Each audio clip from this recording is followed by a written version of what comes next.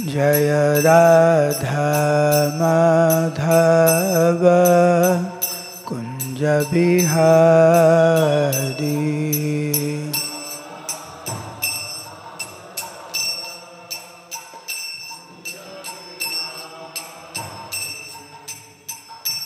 गोपीजन वल्लभ गिरिवरधारी।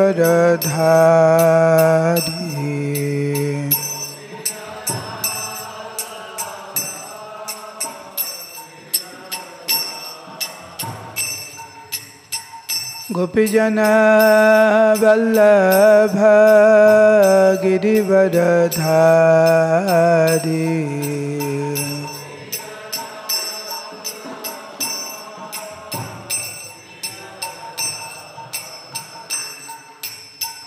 यशोदानंदन व्रज जन रंजन।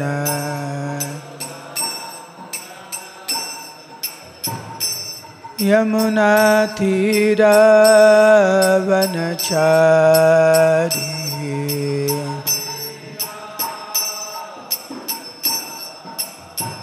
यमुना तीरावनचारी।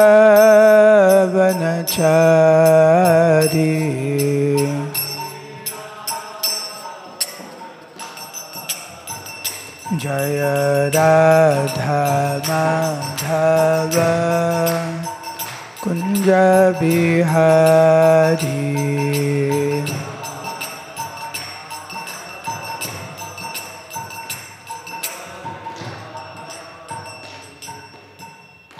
श्रील प्रभुपाद की जय।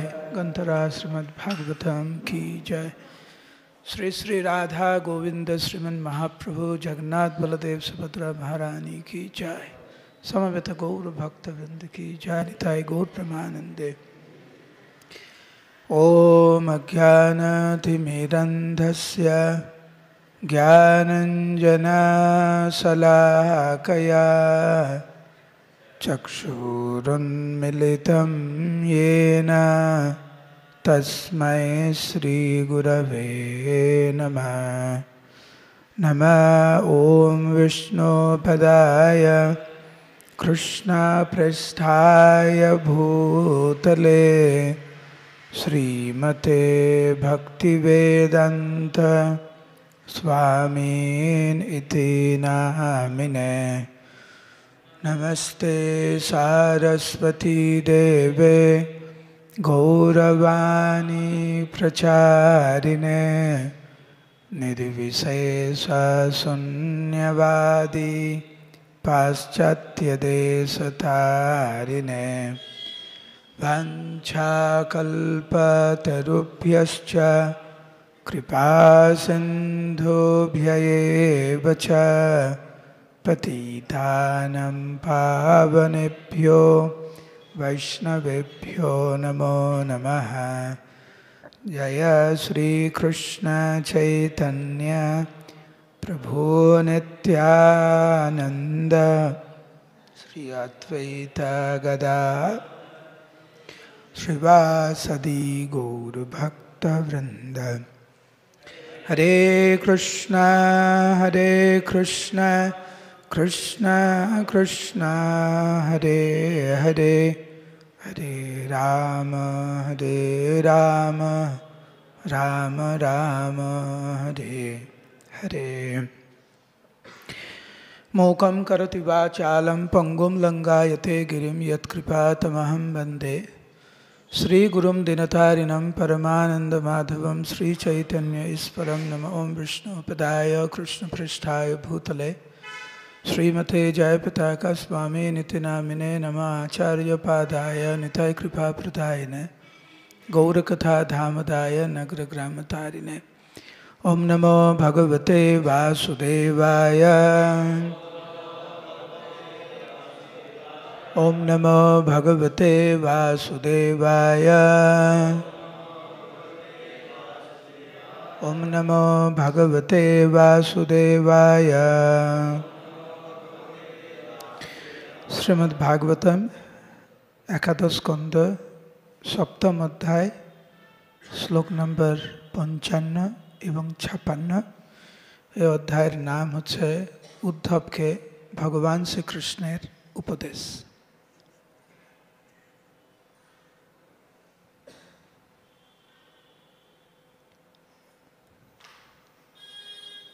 অধ্যায়টা শুনে কি মনে হচ্ছে? অধ্যায়ের নাম হচ্ছে ভগবান শ্রীকৃষ্ণ উদ্ধবকে উপদেশ দিচ্ছেন। তাতে আমাদের কি? কে কার সাথে কথা বলছে ওইটা নিয়ে আমাদের মাথা ঘামানো দরকার? আমাদের কিছু যায় আসে? কিছু যায় আসে? আমরা তো বলি পরের কথায় কি বা আসে যায়, মিছা দাগা তুমি পেও না। কে কাকে কি বলছে ওইটা না কেন মাথা ঘামাবো আমরা? অদ্ভুত বিষয় হচ্ছে কি, যে আমরা কিন্তু এই জ্ঞান 5000 বছর পূর্বে ভগবান কৃষ্ণ উদ্ধবকে যা বলেছিলেন সেইটা নিয়ে আমরা এখন গভীরভাবে শোনার চেষ্টা করছি। উদ্ধব কেবলমাত্র উপলক্ষ ছিল। সাক্ষাৎ বৃহস্পতি শিষ্য উদ্ধবা বুদ্ধি সত্তমা। ভগবানের সবচাইতে গভীরতম বন্ধু সখা হচ্ছেন উদ্ধব।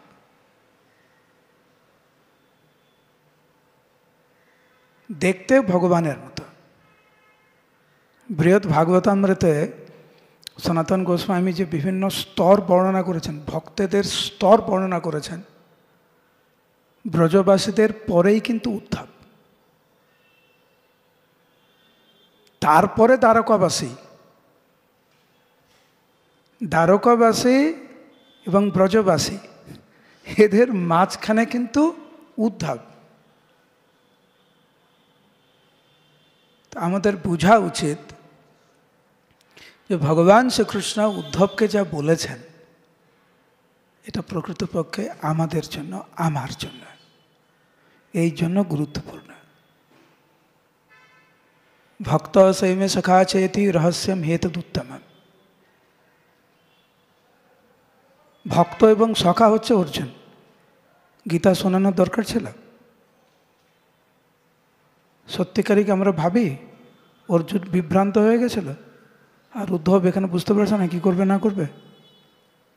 কৃষ্ণের সাথে এত বছর থাকার পরে কেউ যদি ভগবানের সাথে 60-70 বছর থাকে, হ্যাঁ, সাক্ষাৎ ভগবানের সাথে, তারপর যদি বলে আমি বুঝতে পারছি না কি করা উচিত আমার, এটা অদ্ভুত কথা না? এটা তো অবাস্তব কথা। এটা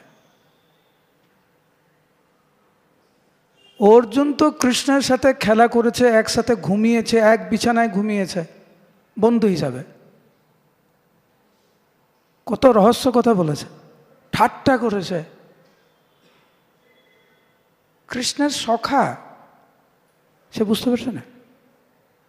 কৃষ্ণের সখা হলো কি করে? যদি দেহাত্ম বুদ্ধির ঊর্ধ্বে না থাকতো কৃষ্ণের সখা হলো কি করে? আর উদ্ধব পঞ্চপাণ্ডবদের থেকে সনাতন গোস্বামী বর্ণনা অনুযায়ী অনেক অনেক অনেক অনেক অনেক উন্নত স্তরের,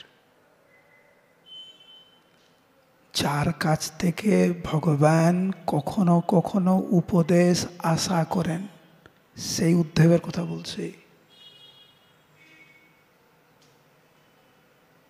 তো আমাদের বোঝা উচিত এই শ্লোকটি বা এই বিষয়টি আমাকে আমাদের প্রত্যেকের জন্য, উদ্ধবকে উপলক্ষ করে ভগবান কৃষ্ণ আমাদের প্রত্যেকে উপদেশ দিচ্ছেন, এই জন্য জরুরি। বলুন হরে কৃষ্ণ। সবাই উচ্চস্বরে হরে কৃষ্ণ। যারা আমার ক্লাস শোনেন জানেন মাঝে মাঝে হরে কৃষ্ণ বলবো, সে উচ্চস্বরে বলবেন, ঠিক আছে? অনেক সকালে ঘুম থেকে উঠেছেন তো, ক্লান্ত, স্বাভাবিক। 55 নম্বর শ্লোক।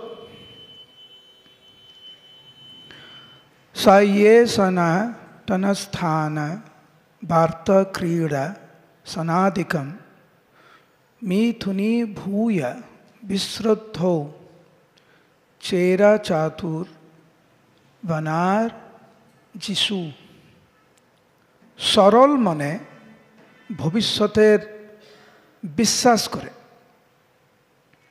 বনের গাছপালার মাঝে প্রেমময় দম্পতির মতো তারা বিশ্রাম, আহার বিহার, চলাফেরা, কথাবার্তা, খেলাধুলা এবং সব কিছু করত। এইখানে দুটি পাখি কপোত কপোতী, তাদের দম্পতির কথা বর্ণনা করা হয়েছে। কত সুখের জীবন তাদের। আপনাদের জীবন এরকম?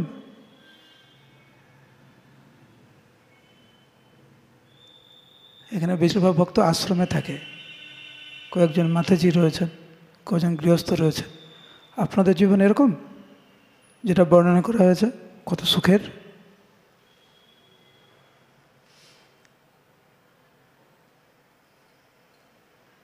প্রেমময়ী দম্পতি, কত খুশিতে আছে তারা। এই বর্ণনার সাথে কিন্তু আমাদের জীবনের মিল খুব কম। আমাদের বেশিরভাগটা নাটক।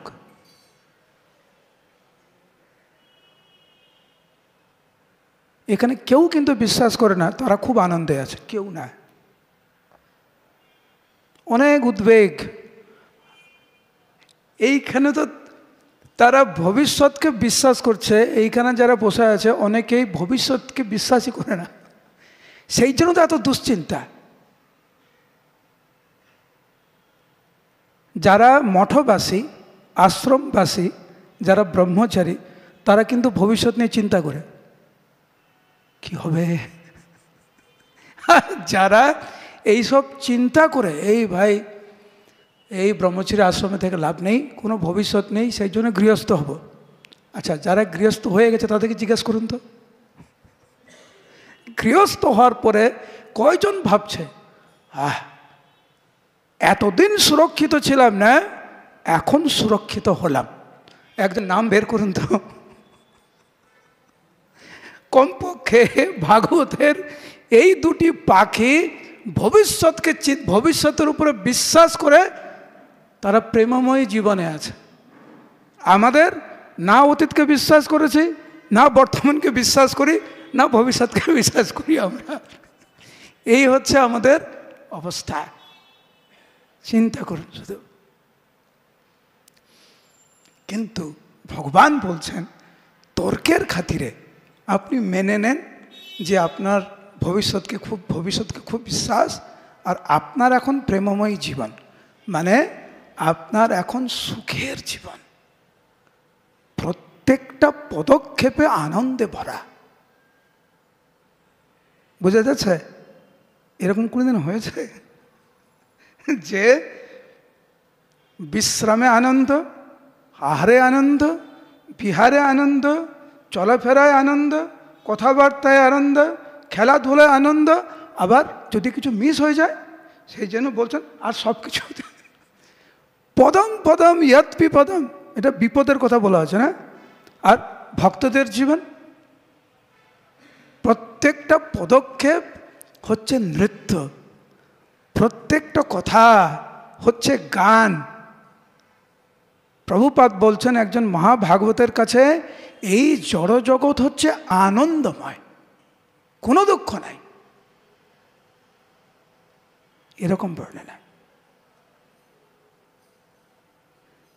কেউ যদি মনে করে যে সত্যিকারে আমি ভবিষ্যৎকে বিশ্বাস করি, সেই জন্য কাজ করছি এবং আমার জীবন এখন অনেক আনন্দময়, যাদের জীবন দুঃখময় তাদের কথা বাদই দিলাম আমি, এরকম যদি এক দুজন পাওয়া যায় যে ব্যতিক্রম, তারা বলছে যে সত্যিকারে তাদের কোনো সমস্যা নেই।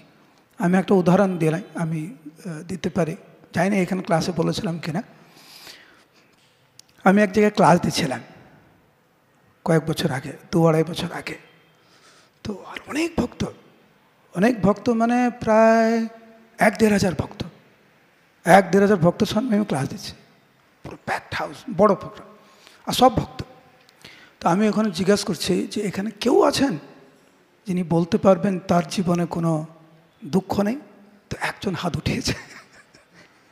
আমি ভাবলাম কী রে ভাই, কোথায় আসলাম এখানে, কোনো দুঃখ নেই? বলছে না, কোনো দুঃখ নেই।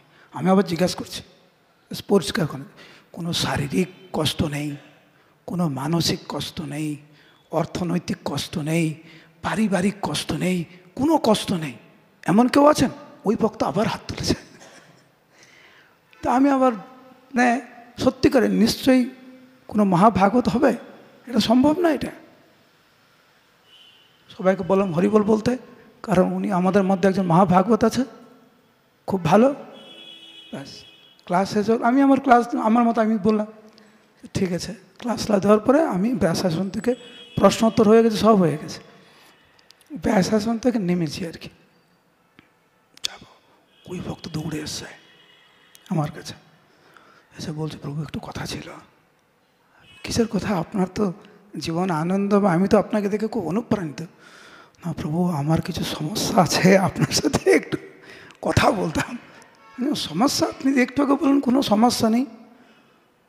সবার সামনে জিজ্ঞাসা করেছেন তো আমি আর কী বলবো। একবার যখন মুখ থেকে বেরিয়ে গেছে, ওরা ঢাকা দিতে পারছে না। তারপরে তো বলতেই আছে, ওর সমস্যার কথা বলতেই আছে। এটা হচ্ছে জড়জগতের স্বভাব। কেবলমাত্র যারা মহাভাগবত, দেহাত্ম বুদ্ধি নেই, পূর্ণরূপে ভগবানের চরণ কমলে আত্মসমর্পিত, তারা হচ্ছে এই জড়জগতের ভালো মন্দ, সুখ দুঃখ তাদের জীবনে প্রভাবিত করতে পারে না। বাকি সবার জীবন প্রভাবিত করতে পারে, সবার জীবনে। ব্রহ্মা ভুবনালোকে পুনরাবৃত্তি অর্জুন, পিঁপড়ে থেকে ব্রহ্মা পর্যন্ত। ওকে, নেক্সট শ্লোক। এটা সবাই বলবেন, তাই তো? হ্যাঁ। यम यम वंचति साराजन,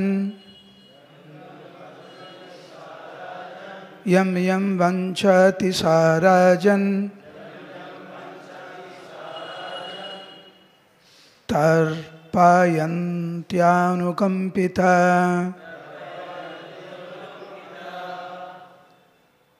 तर्पयन्तानुकम्पिता, तं तं सामयनत्कामं, तं तं सामानयत्कामं, कृच्छ्रे सप्यजितेन्द्रिय, कृच्छ्रे सप्यजितेन्द्रिय। अच्छा, नाप्य আছে না? कृच्छ्रेणप्याजितेन्द्रिय, यम यम वंचति साराजन, तर्पयन्तानुकम्पिता,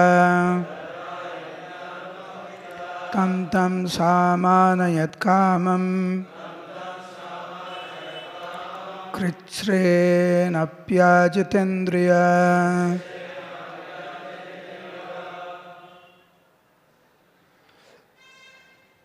কি বলবে না?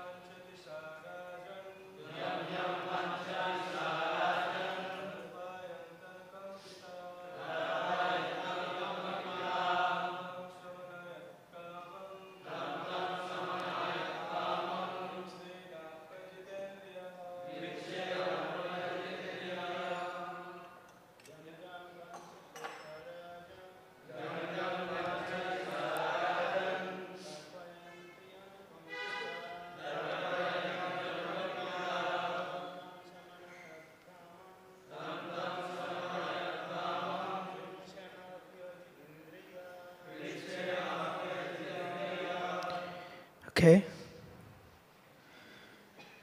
হে মহারাজ, কপতি যখনই কোনো কিছু বাসনা করত তখন অনুকম্পার মাধ্যমে কপতকে সন্তুষ্ট করার ফলে বহু কষ্ট স্বীকার করা সত্ত্বেও সব কিছুই কপত তাকে এনে দিত। তার ফলে কপতির সংসর্গে কপত তার ইন্দ্রিয়াদি সংযম করতে পারত না। আগের শ্লোকটা কত সুন্দর ছিল না? সব কিছু কত সুন্দর, কথাবার্তা, চাল চলন, জীবনধারা কত সুন্দর। এই দুটো পাখির এইখানে বর্ণনার বাস্তব।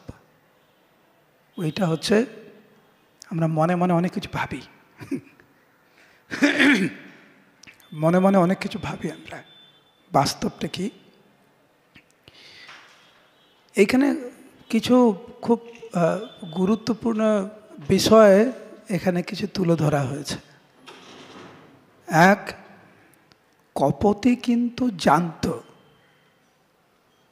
সে কিছু যখন চাইতো কিভাবে আদায় করতে হয়। স্ত্রী যখন কিছু চায় স্বামীর থেকে, কিভাবে আদায় করতে হয় তার এখানে বর্ণনা করা হয়েছে। একটি আদায়ের ধরন হচ্ছে দাবি, তুমি আর আমি এক, উই আর ইকুয়াল, আমরা সমপর্যায়ভুক্ত, ইত্যাদি ইত্যাদি। আরেকটি হচ্ছে ভালো ব্যবহার যখন আমরা করি,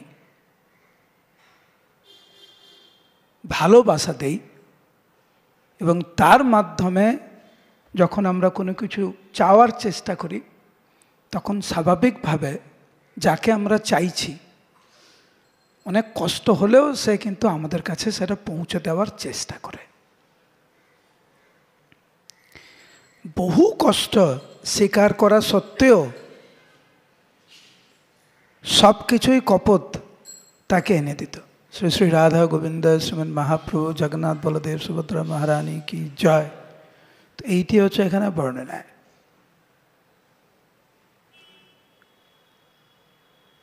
তাৎপর্য,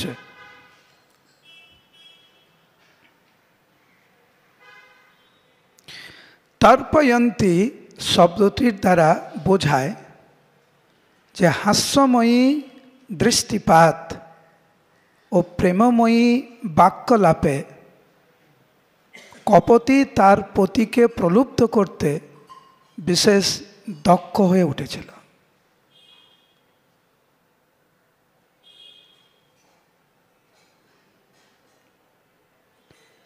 এইটি কিন্তু বৈদিক সভ্যতা। স্বামী এবং স্ত্রীর মধ্যে কেমন আচার আচরণ হবে, কেমন সম্পর্ক থাকবে, এটি তার সুন্দর একটি দৃষ্টান্ত। হাস্যময়ী দৃষ্টিপাত, প্রেমময়ী বাক্যলাপ, যেটা হচ্ছে এই জগতে এখন অনেক বিরল। আচ্ছা, এই ব্যাপারটা একটু জপের ক্ষেত্রে নিয়ে আসতে পারেন, বিশেষ করে যারা ভক্ত, যারা প্রত্যেকদিন 16 মালা জপ করেন।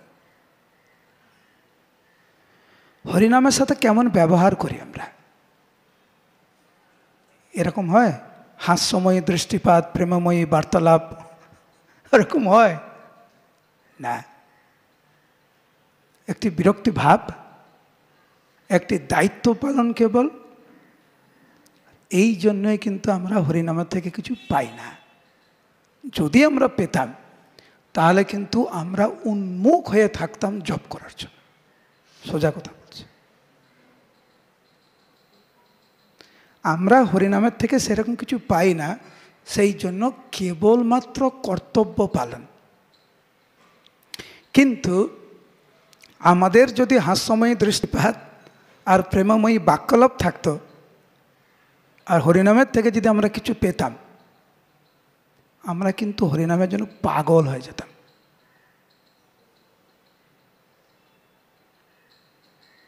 হচ্ছে না কেন? কারণ হরিনামকে আমরা সেইভাবে গ্রহণ করি না। তো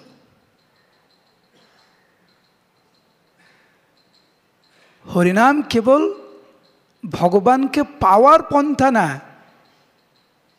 হরিনামই তো ভগবান।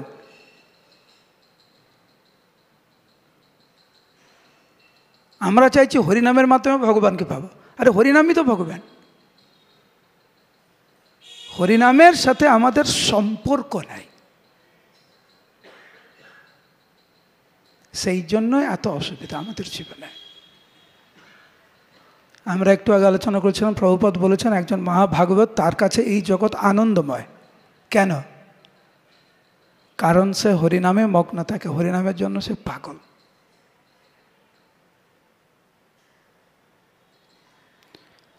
একদিন 192 মালা জপ করে দেখুন,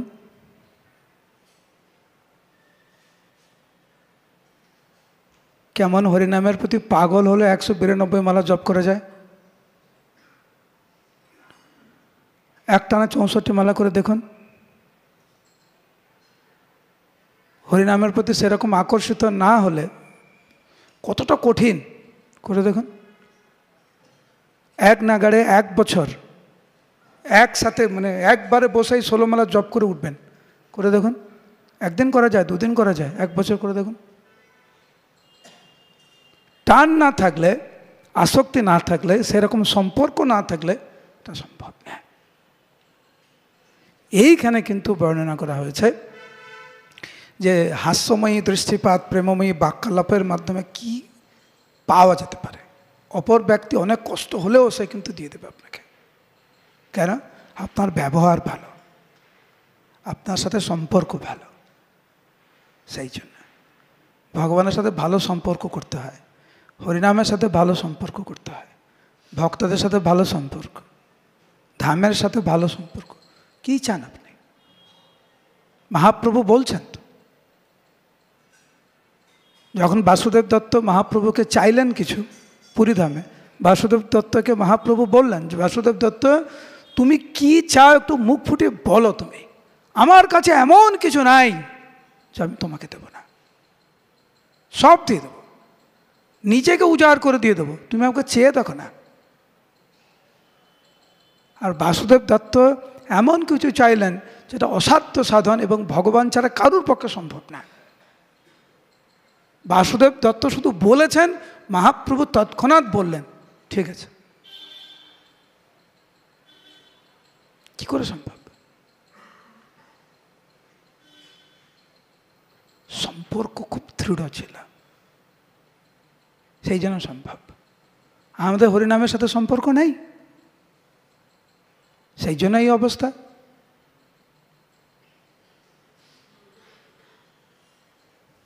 এইভাবে কপটের উদার মনোভাব আবেদন জানিয়ে সে চতুরভাবে তার বিশ্বস্ত ভৃত্যের মতো তাকে কাজে লাগাতো।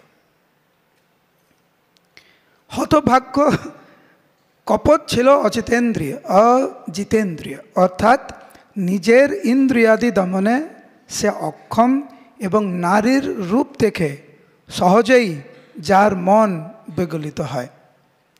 2 কপট কপতির এই কাহিনী এবং তাদের অবশ্যম্ভাবী বিচ্ছেদের ফলে তারা যে ভীষণ কষ্ট পেয়েছিল তা বর্ণনার মাধ্যমে ব্রাহ্মণ অবধূত মূল্যবান উপদেশ প্রদান করেছেন। কারোর বুদ্ধি যদি সকল ইন্দ্রিয় ক্রিয়াকলাপের পরমেশ্বর ঋষিকেশের সেবায় নিবেদিত না হয়, তাহলে নিঃসন্দেহে দেহসুখ তৃপ্তির অজ্ঞানতার অন্ধকারে তাকে অধঃপতিত হতেই হবে। তখন মূর্খ কপটের থেকে আর কোনো প্রভেদ থাকে না। শিল প্রভুপাদ দেখি তো একটা ভয়ঙ্কর কাহিনী এখানে ভগবান কৃষ্ণ উদ্ধবকে বর্ণনা করছেন। উদ্দেশ্য হচ্ছে আপাত দৃষ্টিতে ভগবানের উদ্দেশ্য হচ্ছে উদ্ধবকে সেইভাবে তৈরি করা যাতে কোনো কিছুর দ্বারা, কোনো ব্যক্তির দ্বারা এই জড়জগতের কোনো বিষয়, রূপ হোক, গুণ হোক, লাভ পূজা প্রতিষ্ঠা হোক, পদ হোক, কোনো কিছুর দ্বারা সে বিচলিত হবে না। আমরা ভাবতে পারি এই জগতে কত সুন্দর সুন্দর জিনিস দেখার আছে। নারী পুরুষের মধ্যে যে রূপের যে টান,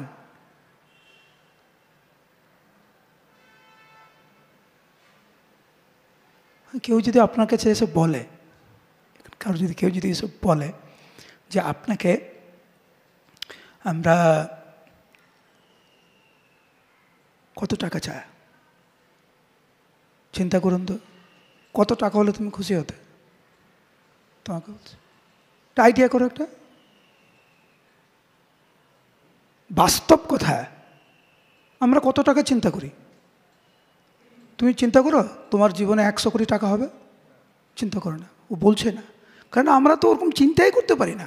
100 কোটি, 1, 2, 3 কোটি টাকা হলে বাবা এটা অনেক। কিন্তু সত্যিকারে তোমাকে কেউ যদি এসে বলে,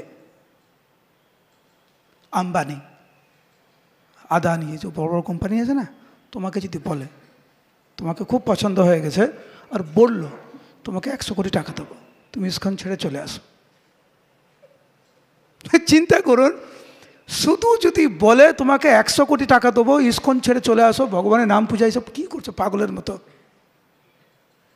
অনেকেই কিন্তু বিভ্রান্ত হয়ে যাবে কিন্তু, হ্যাঁ কি না? অপূর্ব সুন্দরী নারী যদি আসে, এখানে যে বর্ণনা সেইভাবে যদি কথা বলে, আর তার যদি অনেক টাকা পয়সা থাকে, তার যদি পদ থাকে, আমরা কিন্তু বিপদগামী হব। মাতাজিদের ক্ষেত্রে একই, সেরকম যদি একজন ব্যক্তিকে পায়, প্রভুকে পায়, দেখতেও সুন্দর, পাণ্ডিত্য আছে, সেরকম পদ আছে, সেরকম টাকা পয়সা আছে, কলকাতায় বড় বাড়ি আছে, ইত্যাদি ইত্যাদি, আর যদি বলে এটা পাবে কিন্তু এটা ছাড়ো, আগে নাম জপ ছাড়ো, আমরা কিন্তু অনেকেই বিভ্রান্ত হব। সেই জন্য ভগবান কৃষ্ণ উদ্ধবকে এমনভাবে তৈরি করতে চাইছে যে শুধু এখানকার না, এই জড় বিশ্বব্রহ্মাণ্ডের কোনো রূপের প্রতি, কোনো ঐশ্বর্যের প্রতি, কোনো পদের প্রতি বিন্দুমাত্র যেন টান না থাকে। এই কাহিনী, বিশেষ করে এই দুটি পাখির কাহিনী কিন্তু ভগবান কৃষ্ণ উদ্ধবকে এই জন্য বলছে, কারণ এই বিশ্বব্রহ্মাণ্ডের আমরা যেখানেই যাই না কেন, মৃত্যু কিন্তু অবধারিত। একজন ব্যক্তি, একজন পশু, একজন পাখি, সে যতই সুখের থাকুক না কেন,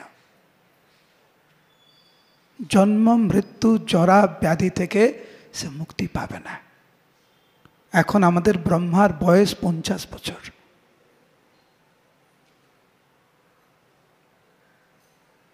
তার মানে আর 50 বছর বাঁচবেন, তারপরে ওনাকে শরীর ত্যাগ করতে হবে। একজন ব্যক্তি যতই সুন্দর হোক না কেন, যতই প্রভাবশালী হোক না কেন, সে কিন্তু মৃত্যুকে এড়াতে পারবে না। এইটি ভগবান এখানে পরিষ্কার করে বলছেন। আর এটা নিয়ে আমাদের ভাবা উচিত। বৃন্দাবন ধামে আমি বসে আছি একা, এ ভাবনা মধ্যে মধ্যে দেয় মোরে দেখা। প্রভুপাদ বলছেন, এটা প্রভুপাদের কবিতা। প্রত্যেকটি ব্যক্তি কিন্তু মাঝে মাঝে একাকী একটু ভাবা দরকার যে আমি আমার জীবনটাকে নিয়ে কিভাবে এগোচ্ছি, কোন পদ্ধতিতে এগোচ্ছি, ঠিক করছি না ভুল করছি, কার জন্য আমি সময় দিচ্ছি, আমার যে এনার্জি আছে, আমার যে সামর্থ্য রয়েছে, কার জন্য আমরা ব্যবহার করছি। হরিনামের প্রতি আকর্ষণের জন্য কি আমি চেষ্টা করছি, না অন্য কিছুর জন্য? যদি আমার জীবনধারা এইটাই প্রমাণিত করে যে সত্যিকারের আমি ভগবানকে চাই, হরিনামের প্রতি আমাদের টান, আমার টান থাকুক, তাহলে কিন্তু আমরা ভালো আছি। শরীর খারাপ হলেও, মন খারাপ হলেও আমরা কিন্তু ঠিক দিকে যাচ্ছি। অপরদিকে দিনের পর দিন আমাদের নামের প্রতি রুচি কমছে। আগে যেরকম জপের প্রতি আমাদের টান ছিল, হরিনামের প্রতি যেরকম টান ছিল, ক্লাস শোনার প্রতি যেরকম একটা টান ছিল, মঙ্গলারতি উঠার জন্য যেরকম একটা টান ছিল, এখন কিন্তু ধীরে ধীরে কমছে, কিন্তু অন্য বিষয়গুলো কিন্তু বাড়ছে। যেমন আরও লোক বেশি চিনছে আমাকে, অর্থনৈতিক দিক দিয়ে আগের থেকে একটু ভালো, পজিশনও একটু ভালো আগের থেকে, মনে তো হচ্ছে সব ঠিকঠাক।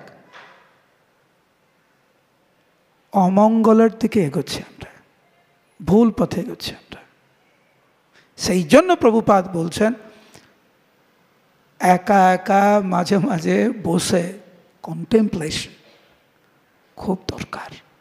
প্রত্যেকটি ভক্ত, প্রত্যেকটি ব্যক্তি, কোথায় যাচ্ছি আমি, where am I going, কি করছি, ঠিক করছি, ভুল করছি।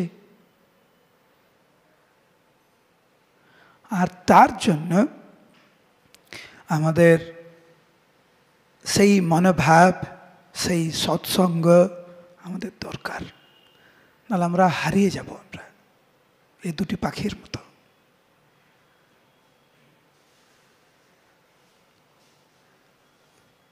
দেখবেন আমাদের জীবনধারাটা বেশিরভাগ এই শরীরটাকে কেন্দ্র করে এবং এই শরীরের বিভিন্ন ইন্দ্রিয়গুলিকে সন্তুষ্ট করার জন্য আমরা আমাদের জীবনকে উৎসর্গ করেছি, কিন্তু বেশিরভাগ। কিন্তু এটা যে কত বড় ভুল, এটা কিন্তু ভগবান উদ্ধবকে শিক্ষা দিচ্ছেন। ইটস এ বিগ ব্লান্ডার, বড় ভুল একটা।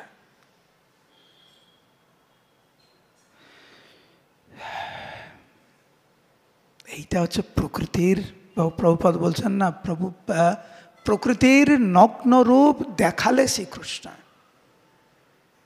আমি আজকে সকালে প্রভুপাদের একটা ক্লাস শুনছিলাম। ভক্তি সিদ্ধান্ত সরস্বতী ঠাকুরের শুভ আবির্ভাব তিথিতে প্রভুপাদ ক্লাস দিচ্ছিলেন এবং ক্রন্দন করছিলেন প্রভুপাদ যে ভগবান আমার থেকে সব ছিনিয়ে নিলেন, আর আমার গুরুদেব আমাকে উদ্ধার করতে আসলেন। আমি চাইনি গৃহস্থ আশ্রম ত্যাগ করতে, প্রভুপাদ বলছেন, কিন্তু গুরুদেব ভক্তি সিদ্ধান্ত সরস্বতী ঠাকুর বারবার আমার স্বপ্নে এসেছেন, আমাকে অনুপ্রাণিত করছেন, তুমি সন্ন্যাস নাও, তুমি সন্ন্যাস নাও। আমি খুব ভয় পাচ্ছিলাম, কি করে সব কিছু ত্যাগ করব। প্রকৃতির নগ্ন রূপ দেখালে শ্রীকৃষ্ণ। আমরা যখন কোনো শারীরিক, মানসিক, পারিবারিক বিভিন্ন যে কষ্ট পাই, এইটা যে ভগবানের কত বড় দয়া আমাদের প্রতি, এটা কল্পনাতীত। এবং যতক্ষণ না পর্যন্ত আমরা ওই কষ্ট পাব, সে শারীরিক হোক, মানসিক হোক, পারিবারিক হোক, যে কোনো কারণে, আমরা কিন্তু জেগে উঠব না। সেই জন্য প্রভুপাদ সুন্দর করে এখানে বলছেন যে এইটা যে ভগবানের কৃপা, কৃপাময়ের এই কৃপা বুঝিলাম কই। আমরা ভগবানের কৃপা কখন মনে করি? যখন সব ঠিকঠাক চলছে, তাই না? আজকের এটা খুব ভালো হয়েছে, থ্যাংক ইউ কৃষ্ণ। আজকে রান্নাটা ভালো হয়েছে, থ্যাংক ইউ কৃষ্ণ। আজকে নতুন একটা পদ পেয়েছে, থ্যাংক ইউ কৃষ্ণ। লটারি জিতে গেছে, থ্যাংক ইউ কৃষ্ণ। সব ঠিক আছে, কিন্তু কোনো কিছুই ঠিক যাচ্ছে না। ওই সময় কৃপাময়ের এই কৃপা বুঝিলাম কই।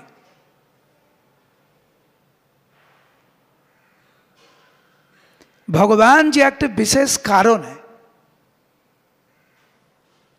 আমাদেরকে ওই পরিস্থিতির মধ্যে ফেলে আমাদের কিছু শিক্ষা দিচ্ছেন, কিছু বলতে চাইছেন। উনি কত কৃপা করে, ওই কৃপাময়ের ওই কৃপা আমরা কি করে বুঝলাম? এবং যতক্ষণ না পর্যন্ত আমরা এইটা না বুঝবো, ততদিন পর্যন্ত কিন্তু দুটি পাখির মতো আমাদের জীবনধারা হবে। কিন্তু ততদিন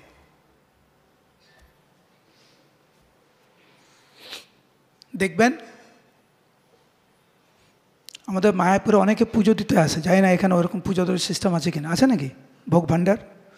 তো মায়াপুরে আমি এই 4-5 দিন পাটনায় ছিলাম, কালকে এসেছি পাটনা থেকে। তো আমি দেখলাম এই মন্দিরটা বেশি দিন হয়নি, কিন্তু 2-3 বছর মন্দির, কিন্তু সকাল থেকে পুজো দেওয়ার লাইন, সকাল থেকে দর্শনার্থী থেকে শুরু, পুজো দেওয়ার লাইন। কেন পুজো দেয়? তারা পুজো দিচ্ছে কারুর শরীর খারাপ, কারুর মন খারাপ, কারুর পরীক্ষা, কারুর পেট ব্যথা, কারুর অপারেশন হবে, কারুর এইটা, কারুর ওইটা, এই জন্য পুজো দেওয়ার লাইন।